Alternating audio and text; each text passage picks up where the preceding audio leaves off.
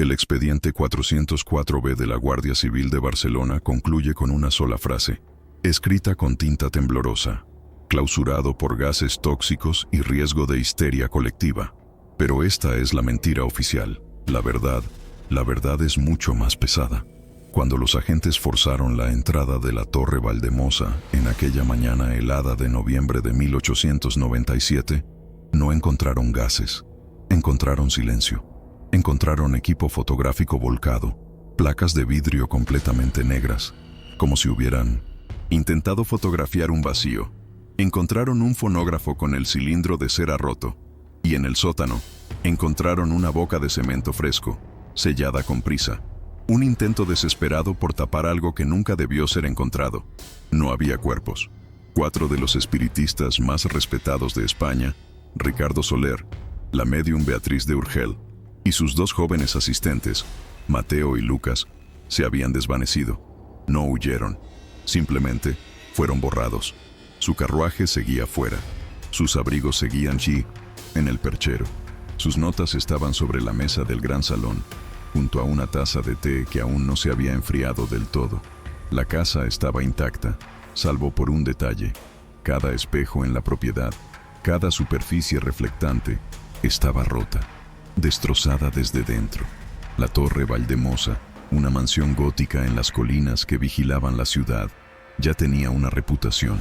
Los locales la llamaban el Castillo del Infierno, pero no era por los rumores de don Elías Valdemosa y sus rituales oscuros para contactar a su hijo muerto.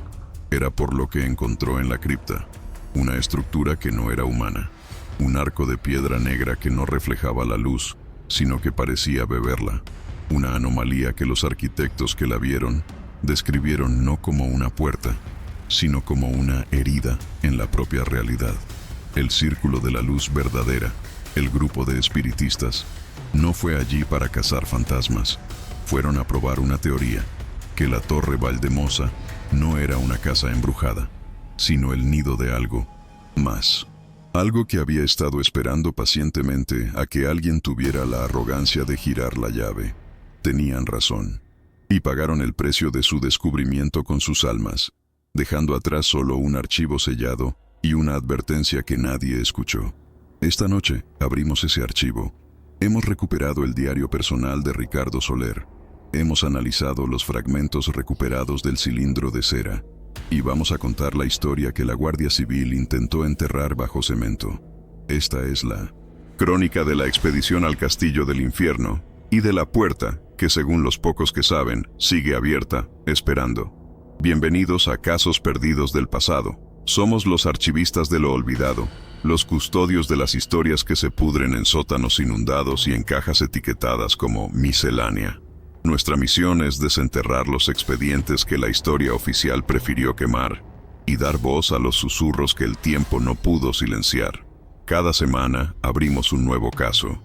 Examinamos la evidencia y les contamos la otra cara de la historia, la cara que da al abismo. El caso de esta noche es particularmente oscuro. Nos lleva a la Barcelona de 1897, una ciudad de progreso y sombras, de gas neón y callejones góticos. En las colinas con vistas a la ciudad que celebraba la Belle Époque, se erguía una mansión que guardaba un secreto medieval. La llamaban el Castillo del Infierno. 4 personas entraron para descubrir la verdad. Ninguna salió. Y lo que es peor, los expertos paranormales modernos, con toda su tecnología, se niegan a pisar el terreno donde estuvo la casa. Mientras preparamos los expedientes y encendemos la lámpara de queroseno, nos gustaría saber desde dónde nos escuchan. El terror es un lenguaje universal, una fogata que nos une en la oscuridad. Déjenos un comentario diciendo su país y su ciudad. Queremos saber qué tan lejos viajan estas advertencias. ¿Nos escuchan desde la Ciudad de México? ¿Desde un pueblo remoto en los Andes? ¿Quizás desde la misma Barcelona, cerca del lugar de los hechos? Saber que nos escuchan desde Buenos Aires, desde Lima, desde Santiago o desde una comunidad en los Estados Unidos nos recuerda que no estamos solos en esta vigilia. La comunidad de Casos Perdidos crece cada noche, uniendo a aquellos que entienden que el pasado nunca muere del todo. Así que, dejen su comentario. Queremos leer desde dónde nos acompañan en este viaje a la oscuridad. Ahora es el momento. El archivo 404B está abierto. Las luces de gas de 1897 parpadean. La historia de la Torre Valldemosa comienza no con fantasmas, sino con un hombre consumido por el dolor. Un hombre que, en su desesperación, empezó a cavar donde nunca debió hacerlo. La historia de don Elías Valldemosa y el horror que desató sobre su propia familia. Para entender el horror de 1897, debemos excavar en la tragedia de 1893. La Torre Valldemosa no siempre fue un lugar de pavor. Antes de ser bautizada por el miedo popular como el Castillo del Infierno, era un símbolo de la arrogancia industrial. Fue construida por don Elías Valldemosa, un hombre que había forjado su imperio en el acero y el vapor.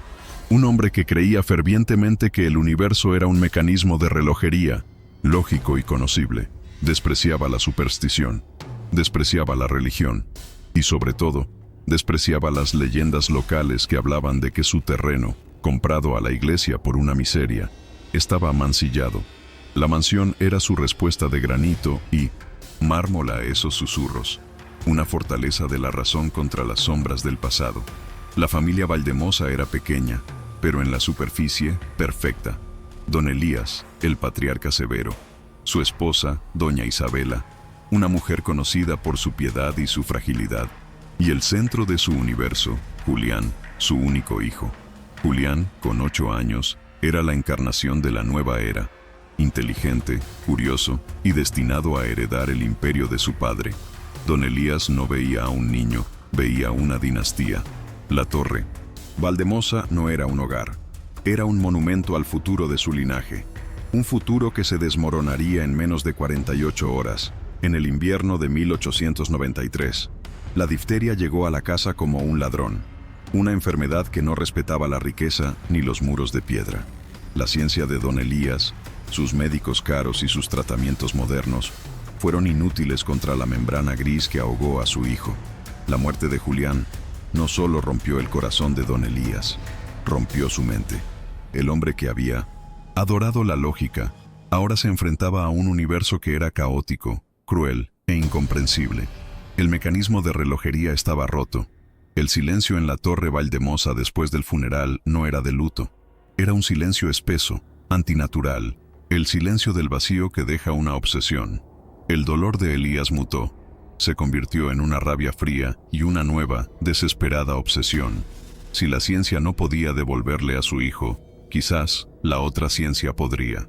El hombre de la industria se convirtió en un recluso del ocultismo.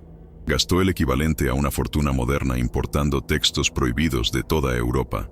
El Clavicula Salomonis, grimorios árabes, textos sobre nigromancia que ni la Inquisición se había atrevido a quemar.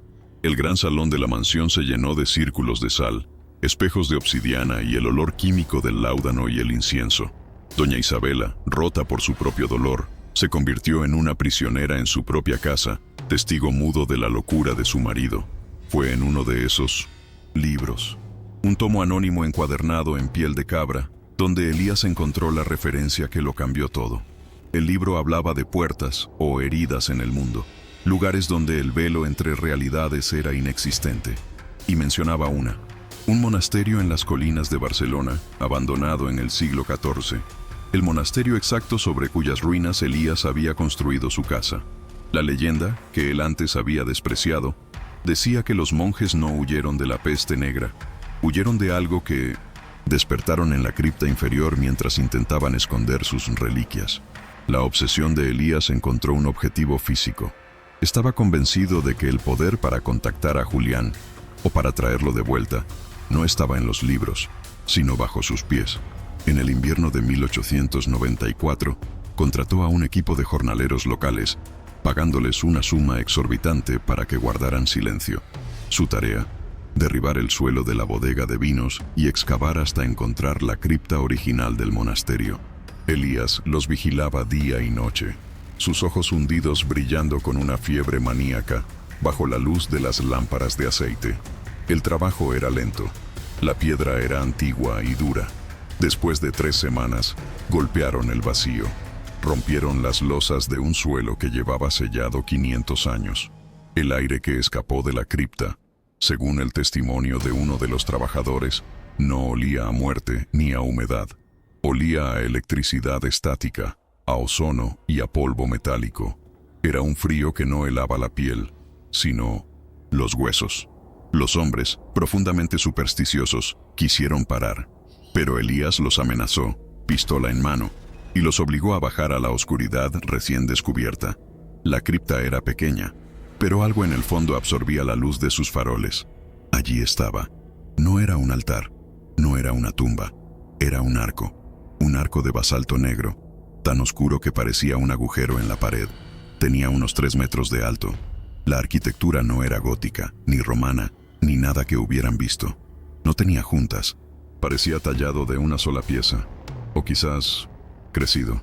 La geometría del arco era sutilmente incorrecta. Mirarlo fijamente provocaba náuseas y migrañas. En su centro no había una pared.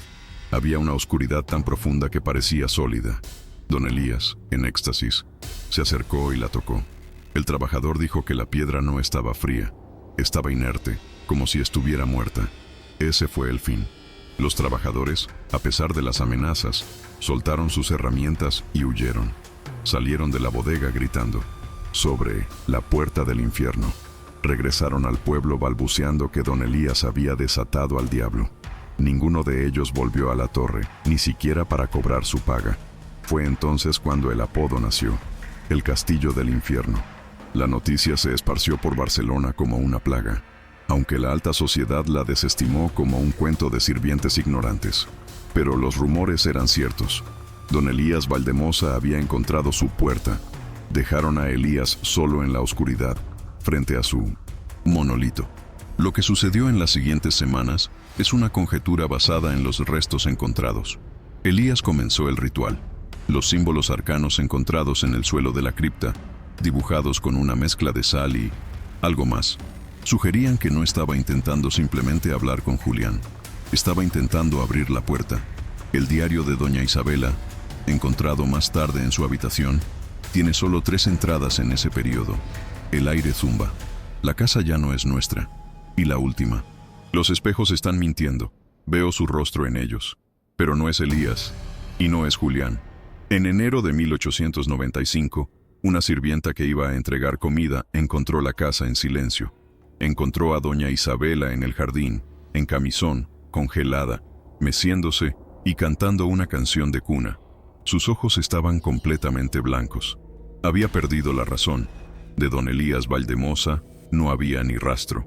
Simplemente se había desvanecido. La Guardia Civil investigó. Encontraron la cripta. Vieron el arco negro y, aterrorizados, hicieron lo único que su mente racional les permitió. Trajeron cemento y sellaron la entrada de la cripta para siempre. La casa fue clausurada y la tragedia de los Valldemosa se convirtió en una leyenda de fantasmas. Pero la casa no estaba vacía. Estaba esperando a los siguientes visitantes. Pasaron 2 años. 2 años en los que la Torre Valldemosa permaneció como un mausoleo en la colina, sellado por orden de la Guardia Civil. La cripta estaba ahogada en cemento. Doña Isabela Valldemosa estaba internada en un sanatorio en los Pirineos, muda e ida, y la historia de don Elías se convirtió en un cuento de terror para asustar a los niños de Barcelona.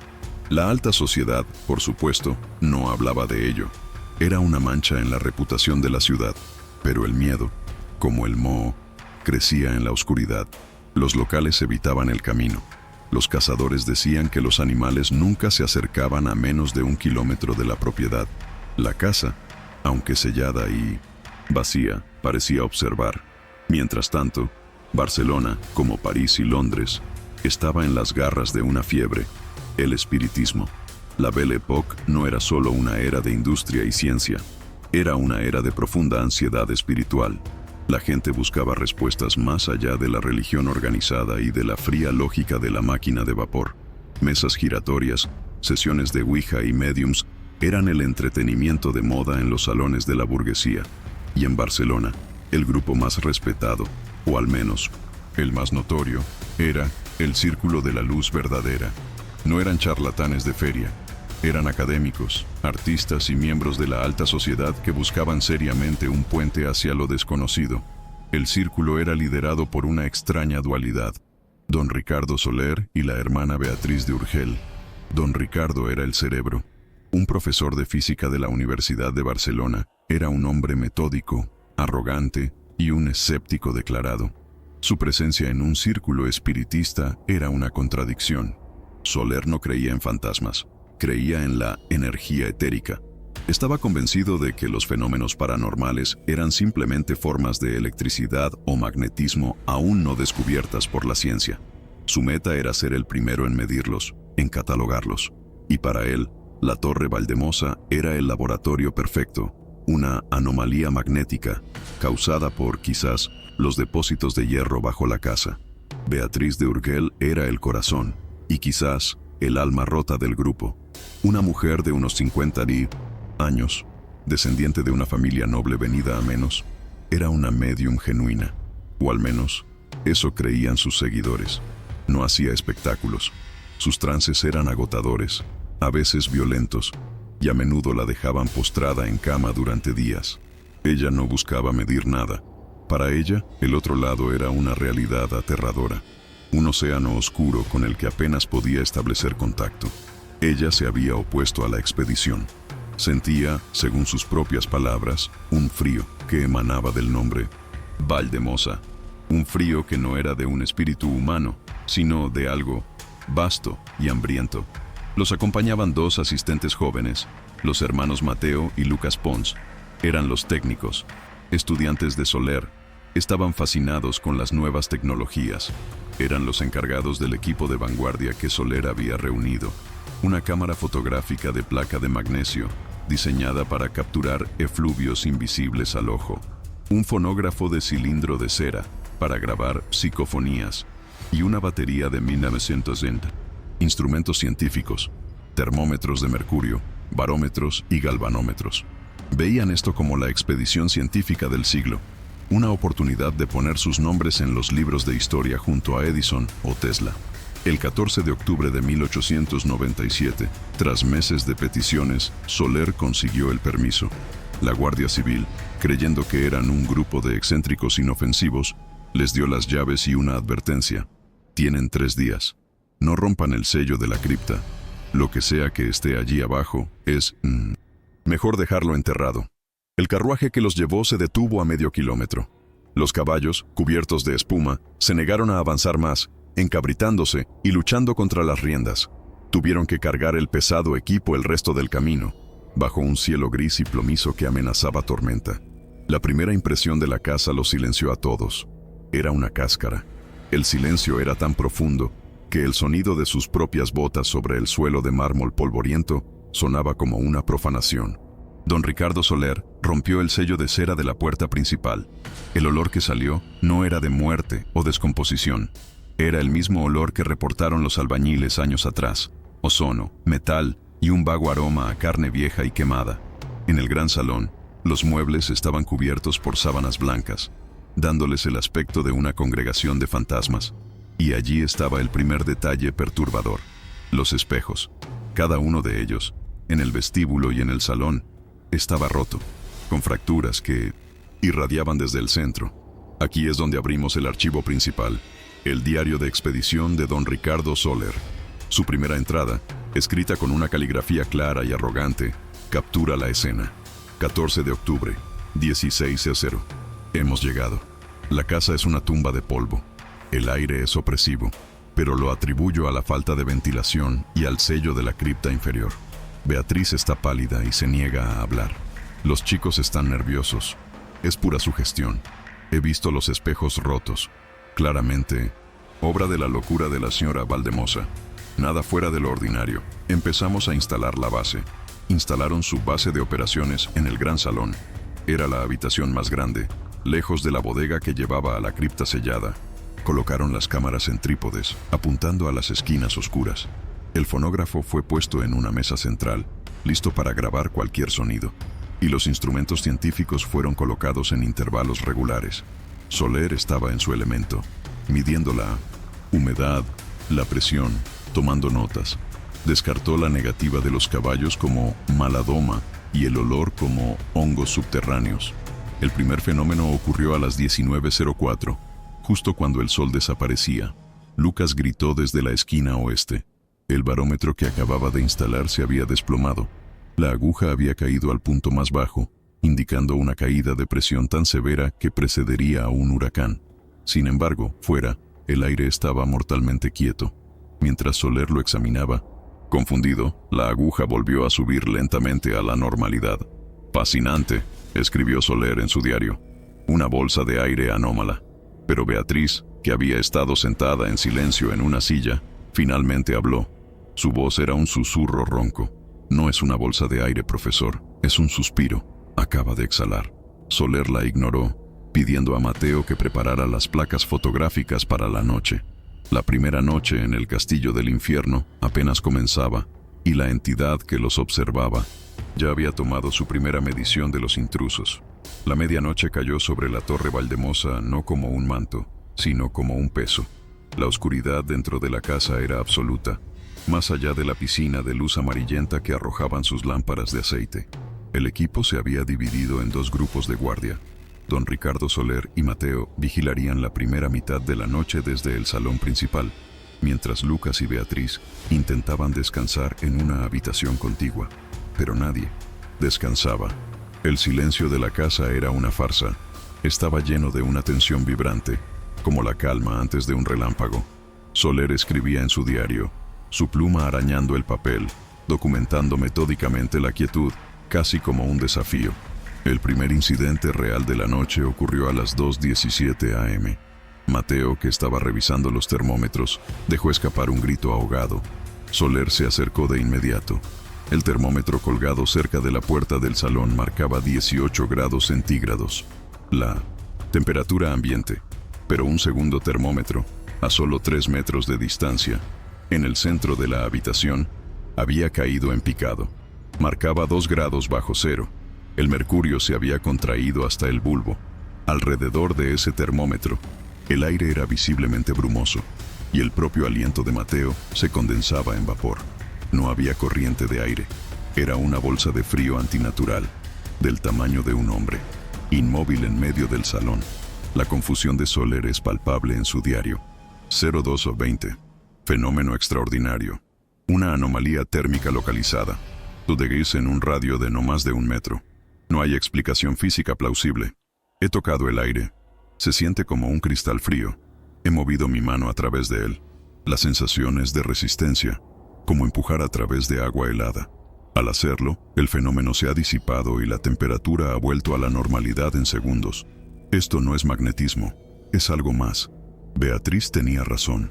Esa última frase, Beatriz tenía razón, es la primera fisura en la armadura de su escepticismo. Pero antes de que pudiera analizarlo, comenzó la segunda fase, los sonidos. No eran los crujidos de una casa vieja, eran rítmicos, deliberados.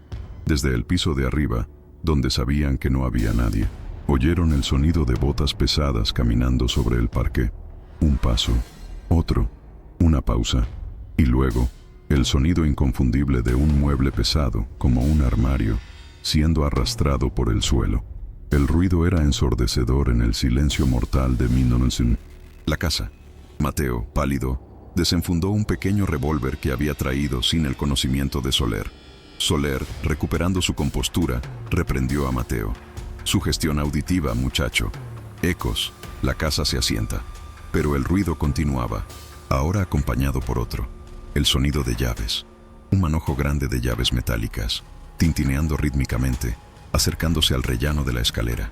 Lucas salió de la otra habitación, con los ojos desorbitados. «Profesor, ¿usted oye eso?» Los tres hombres miraron hacia la oscuridad total de la gran escalera. El tintineo se detuvo justo en el borde de la luz, y entonces, un silencio aún más profundo que el anterior. La casa estaba jugando con ellos. Fue Beatriz quien rompió el trance. Salió de la habitación con una manta sobre los hombros, pero sus ojos estaban fijos, no en la escalera, sino en la esquina donde el frío había aparecido. «No es don Elías», susurró. «No es su esposa, es el guardián, el que siempre estuvo aquí, el que los monjes temían. Está divertido. Cree que somos niños jugando con sus herramientas». Soler, ahora visiblemente irritado por el miedo de su equipo, decidió tomar el control. Iba a demostrarles que todo era una farsa. Iba a grabar el sonido. Se dirigió al fonógrafo. Preparó un nuevo cilindro de cera y colocó la aguja. «Vamos a grabar», anunció al salón vacío. «Vamos a capturar esta ilusión». Activó el mecanismo. El leve siseo del cilindro girando era el único sonido. Durante un minuto, no pasó nada. Soler estaba a punto de detenerlo con una sonrisa triunfante. «¿Lo ven?», pero no pudo terminar la frase. Todas las lámparas de aceite de la habitación parpadearon al unísono. La llama se redujo a una pequeña brasa azul, sumiendo el salón en una penumbra casi total. Todos los instrumentos científicos se volvieron locos. Fue un caos sensorial. El barómetro cayó en picado. El galvanómetro zumbaba, la aguja golpeando el límite. El frío anómalo regresó, pero esta vez, en todas partes, la temperatura se desplomó, helándolos hasta los huesos. Y el fonógrafo seguía grabando, pero ahora emitía un sonido, un zumbido bajo, una vibración que crecía en intensidad hasta que dolía en los dientes. Y entonces, a través del zumbido, justo cuando la máquina parecía a punto de romperse por la vibración, una voz fue grabada. No fue un susurro, no fue un grito, fue una voz, clara, profunda, gutural. Parecía venir de todas partes y de ninguna. Habló una sola palabra, una palabra que ninguno de ellos entendió, pero que sintieron en su pecho. Los lingüistas que analizaron el cilindro años después sugieren que podría ser una inflexión del vasco arcaico, o quizás algo mucho más antiguo. La palabra era atzerritarrak, significa extranjeros o forasteiros en vasco, pero fue el tono, no era una advertencia, era una declaración, una sentencia. Tan rápido como empezó, todo se detuvo. Las llamas de las lámparas volvieron a su altura normal. El calor regresó a la habitación. Los instrumentos se silenciaron. El silencio que cayó después fue aterrador. Soler, con mano temblorosa, detuvo el fonógrafo. Retrocedió el cilindro y lo reprodujo. En la grabación solo se oía el siseo, luego el zumbido, y luego, clara como el cristal, esa voz imposible, Atzerritarrak. La habían capturado. Ricardo Soler, el escéptico, había probado que algo existía, pero lo que había probado no era un fantasma. Era algo consciente, poderoso y profundamente hostil a su presencia. La primera noche aún no había terminado, y ya habían perdido. La luz gris del amanecer del 15 de octubre se filtró a través de las ventanas sucias del gran salón, pero no trajo alivio. Trajo una realidad fría y cruda. El grupo estaba roto. Mateo y Lucas se habían acurrucado cerca de la chimenea apagada, el revólver de Mateo sobre sus rodillas, observando cada sombra con ojos inyectados en sangre. No habían dormido. Beatriz de Urgel estaba en la habitación contigua, postrada en un sofá. Los fenómenos de la noche la habían drenado físicamente. Su piel tenía un tinte ceroso y respiraba con dificultad.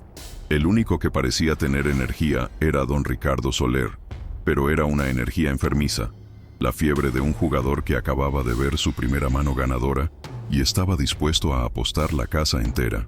Había pasado la última hora de la noche, reproduciendo el cilindro de cera una y otra vez, el siseo, el zumbido, y luego, esa voz imposible, Atzerritarrak. La prueba que había buscado toda su vida, la confirmación de que existían fuerzas más allá de su física. Pero para Soler, la prueba no era suficiente. Era el comienzo. Se paseaba por el salón, su arrogancia regresando, pero mutada. Ya no era un escéptico, era un converso fanático.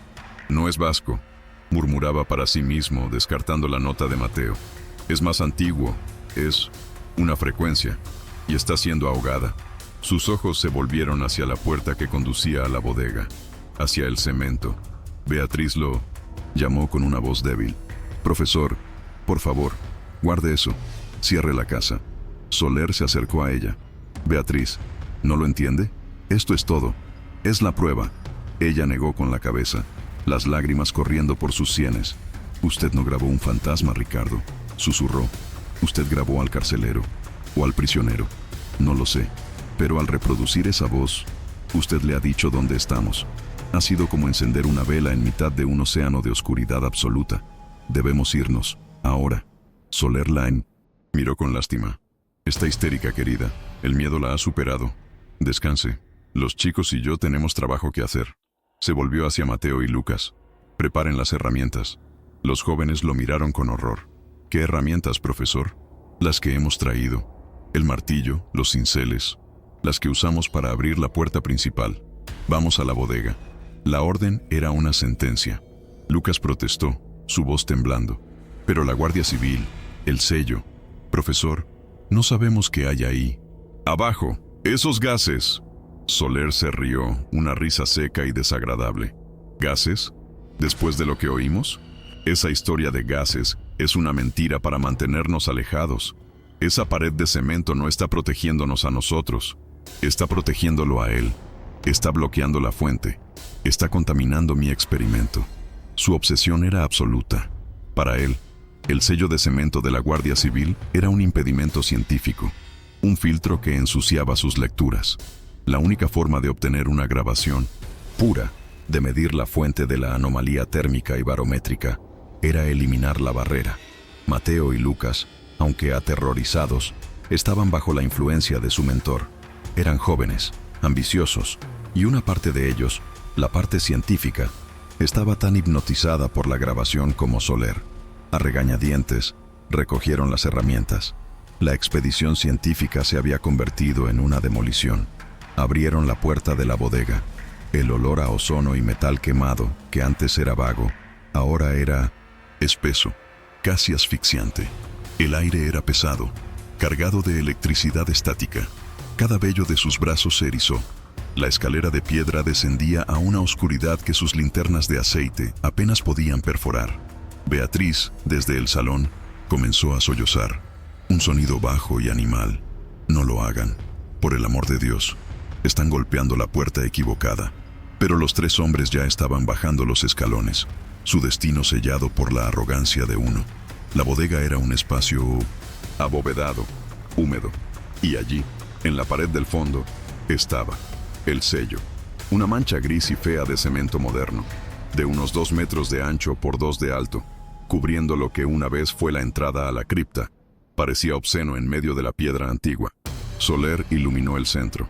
Aquí, ordenó a Mateo. Empiece aquí. Mateo colocó el cincel contra el cemento y levantó el martillo. El primer golpe sonó como un disparo de cañón en el espacio confinado. El eco fue incorrecto. Fue absorbido por la pared como si la piedra al otro lado estuviera hecha de algodón. Siguieron golpeando, turno tras turno, astillando el sello que la Guardia Civil había puesto 2 años antes.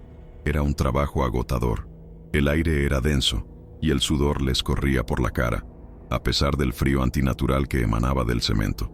Con cada golpe, la sensación de presión en sus oídos aumentaba. Era como descender a una gran profundidad oceánica. Soler los instaba, frenético, sosteniendo la linterna, sus ojos brillando. Más rápido. Casi está. Puedo sentirlo. Entonces, sucedió. A las 10:40 am, el cincel de Lucas atravesó. Se escuchó un agudo siseo, como el de una olla a presión liberando vapor. Un chorro de aire increíblemente frío salió disparado del pequeño agujero, apagando 2 de sus linternas al instante. El aire no olía a gas de pantano ni a muerte. Olía a nada. Era un vacío químico, un frío que quemaba.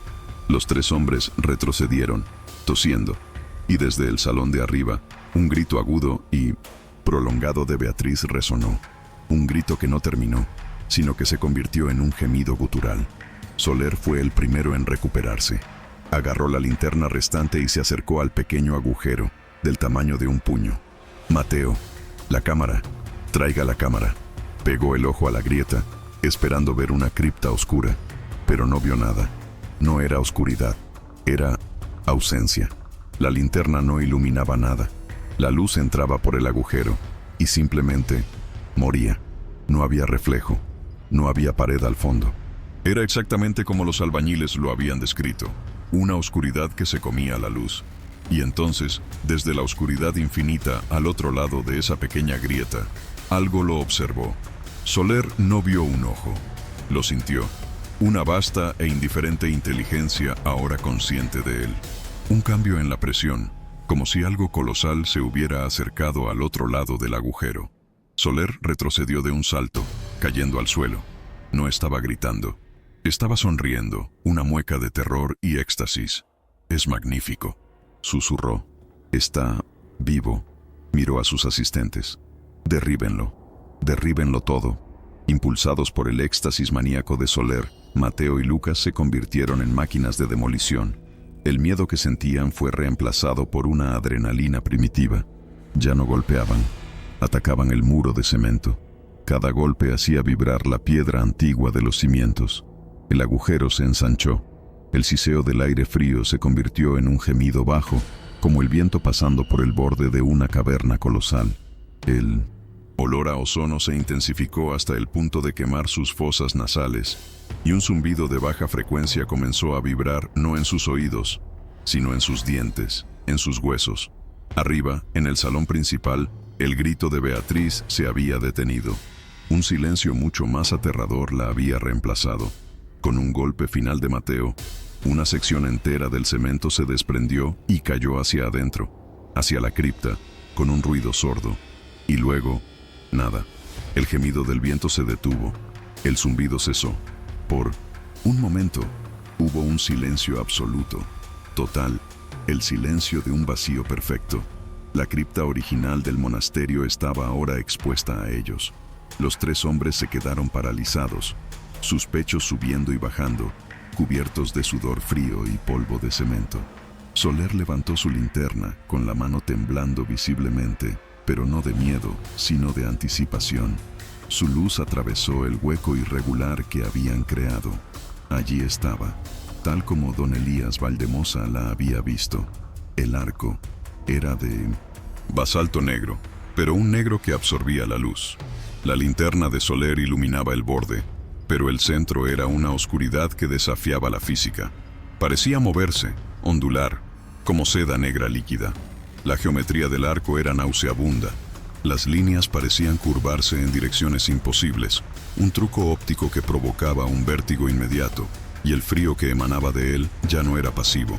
Era un frío activo, agresivo, que se aferraba a ellos como una tela de araña helada. «Es perfecto», susurró Soler. «Mateo, la cámara, frente al arco. Lucas, el fonógrafo. Quiero grabar lo que hay dentro». «Profesor, no». La voz de Mateo era un graznido. «Mire el suelo». Soler bajó la luz. El polvo del suelo de la bodega, alrededor de sus pies, no estaba quieto. Estaba siendo tirado, lenta e inexorablemente, como limaduras de hierro hacia un imán. Las partículas de polvo se deslizaban por el suelo de piedra y desaparecían en la oscuridad del arco. No había viento. Era una succión, silenciosa, una gravedad antinatural. La puerta tenía hambre y estaba inhalando. Lucas, viendo esto, finalmente se quebró. Soltó el fonógrafo, que cayó al suelo de piedra con un golpe sordo, y comenzó a subir las escaleras a trompicones, gritando. «¡Cobarde!», gritó Soler. «Mateo, quédese conmigo. Estamos haciendo historia». Pero Mateo estaba paralizado, sus ojos fijos en el arco. «Profesor», dijo, su voz apenas un susurro.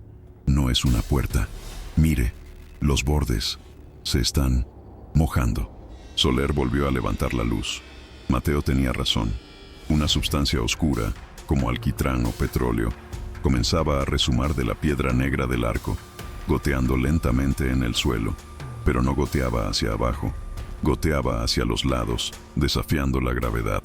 La casa entera comenzó a temblar. Fue entonces cuando Beatriz apareció en lo alto de las escaleras de la bodega. Ya no era la mujer frágil y enferma. Estaba de pie, muy erguida, sus ojos blancos brillando en la penumbra. Hablaba con una voz que no era la suya. Era una voz doble, resonante. «Tontos», dijo, con una calma aterradora. Golpearon el cristal del acuario, y ahora la presión se ha roto. Soler la miró, furioso por la interrupción. «Beatriz, aléjese. Esto es ciencia». Ella sonrió, una mueca terrible. «No es una puerta, profesor. Es una garganta, y la casa es el estómago. Don Elías la alimentó con su locura, y ustedes le acaban de traer el postre». El temblor se intensificó. El zumbido regresó, 1000 veces. Más fuerte, un rugido infrasónico que hizo que le sangrara la nariz. Soler, en un último acto de desafío científico, levantó su cámara de magnesio. «¡Voy a capturarlo!», gritó por encima del estruendo. «Mateo, la luz». Pero ya no había luz que sostener. La oscuridad líquida que resumaba del arco se expandió de repente, cubriendo el suelo. Las linternas no se apagaron, fueron devoradas. La luz simplemente se curvó hacia la negrura y desapareció. La bodega se sumió en una oscuridad total, absoluta. Aquí es donde el testimonio coherente termina, y solo nos queda la última página del diario de Ricardo Soler, encontrada más tarde en el suelo del salón principal. La caligrafía, antes precisa, es una serie de arañazos casi ilegibles, escritos en la más absoluta oscuridad por una mano quebrada. Oscuridad sólida, frío, no puedo respirar, huele a metal quemado. El flash de la cámara, la luz se dobló, el flash no funcionó. Beatriz ríe desde arriba, no es su risa, algo está en el sótano. Con Mateo, oigo sus huesos, Dios, oigo sus huesos romperse. No es una garganta, es un ojo. Y ahora se ha abierto. Nos ve a todos. La luz se ha ido. No puedo. La palabra final es ilegible. Un simple arañazo que rasga el papel. Después de eso, el único sonido grabado en el maltrecho cilindro del fonógrafo de Lucas, que había quedado encendido en el suelo de la bodega, no fue un grito. Fue un crujido húmedo, el sonido de algo inmenso cerrándose, seguido de un silencio perfecto. El silencio de un archivo cerrado, el silencio que la Guardia Civil encontraría una semana después. El castillo del infierno había cobrado su precio. El círculo de la luz verdadera se había desvanecido, borrado de la existencia. Todo lo que quedaba era un diario manchado, un equipo roto y una cripta sellada que, esta vez, la Guardia Civil llenó completamente de cemento, ladrillos y miedo. La Torre Valdemosa fue demolida por la ciudad en 1902. Oficialmente, por riesgo estructural. Nadie reclamó la propiedad. Hoy, un pequeño parque cubre la colina. Un parque que los locales evitan al anochecer, donde los perros gimen y tiran de sus correas, negándose a acercarse al área de recreo infantil. Un área construida, sin saberlo, directamente sobre la cripta sellada de don Elías Valdemosa. Los equipos paranormales modernos, con sus cámaras térmicas y sus medidores EMF, no van allí. No es porque tengan miedo de los fantasmas de la familia Valdemosa o del círculo de la luz verdadera. Temen al terreno, porque saben lo que Ricardo Soler descubrió demasiado tarde. La casa no era el horror, era solo el altavoz.